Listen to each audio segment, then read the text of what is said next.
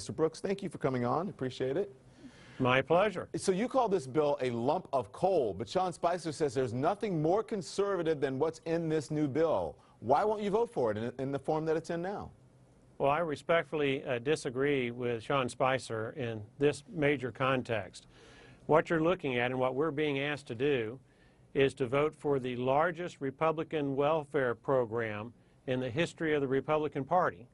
Now, it's very difficult to portray that as conservative, particularly since that welfare, in order to give it to one group of people, you're either going to have to raise taxes and forcibly take it from other people, or increase premiums for those folks who are paying their own way, or worse yet, steal from our kids and grandkids by borrowing the money, thereby jeopardizing America and the future of our kids and grandkids, and perhaps undermining what it took 2 centuries of our ancestors to build. What do you want to see in this bill? How would you change it? What's the fix?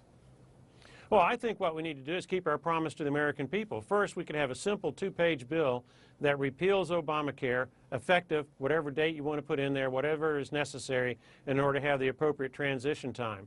The second thing that we need to do is interject competition into the healthcare industry, particularly the health insurance markets. You can do that with repeal of antitrust exemptions that some folks in the healthcare industry enjoy.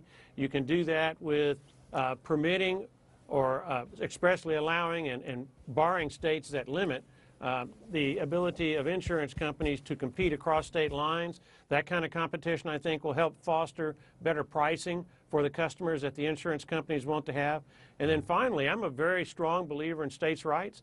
I would like to see us disseminate this power as much as possible from the federal government level to the 50 states. If we're going to put money into it at the federal government level, then what we need to be doing is block granting that to the states on a per capita citizen basis, and then letting the states experiment with what they believe is the best way to provide health care for their citizens. And if the states want to supplement that, of course, they have that ability. And if a state, say like New York or California, if they like Obamacare that much, their legislature can pass it, and boom, you got Obamacare in their state. If they want their plan, they can keep their plan, as you said. But listen, that is correct. Some of your colleagues are discussing the president's meeting today because they're in full cell mode right now. I want you to watch that, and then let's discuss it. President Trump was here to do what he does best, and that is to close the deal. Oh, yeah, no, I mean, he's great. He's a good salesman. He put the hard sell on. He was riffing and having fun. Carried out about 30, 40 minutes going over all the issues in the world. Do you think that's going to work with some of your colleagues? Well, President Trump, he was very personable. We had a good relationship, a good rapport inside the GOP conference this morning at which President Trump spoke. But, you know, at some point, no matter how good of a salesman you are, you have to have a good product. And quite frankly, this is not a good product. I don't think that the White House participated in the formulation of this policy to a very large degree. I think that was more the House Republican leadership that did it.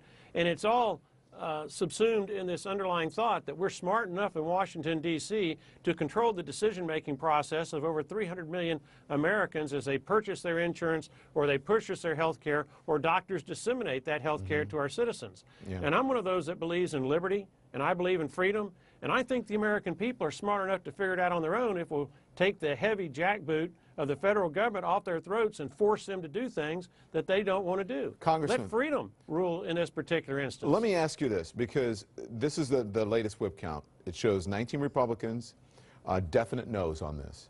7 others, unlikely no's. You can't lose any more than 21, okay? So Republican leaders are arguing that this is your last and best shot to repeal and replace Obamacare. Do you think you're going to get another chance? Do you think with those numbers that this is going to pass, and will you get another chance if it doesn't? Well, the situation is fluid. Certainly you've got the House leadership that's engaging in a full court press. Now, I don't know how persuasive they're going to be, but as of this afternoon, I think our hard numbers were closer to 30, probably in excess of 30. Wow. We'll see if any of those flake off. Excess of 30 no's?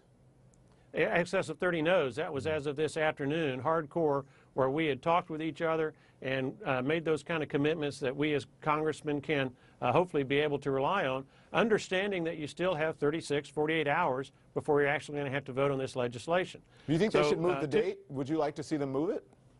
I'd like to see them change the legislation. I don't care if we have the vote tomorrow or Thursday. To work on What's important is changing the legislation. Well, there's a significant chance that what you're going to see is some more deal making to try to make the legislation more financially responsible, more in accord with the freedom and liberty principles on which our country was based. And if they're successful at doing that, then they're going to get more of us conservatives who believe in freedom and liberty to be on board. Yeah. In the absence of that, it's going to be very difficult for the House leadership to get the votes to pass a bad piece of legislation. Congressman, a lot of people come here and they're not quite as candid as you are. I appreciate your candor, and we thank you for coming on. Oh, my pleasure. It's very much an enjoyment to be on your show, having watched you many, many hours. You do an excellent job.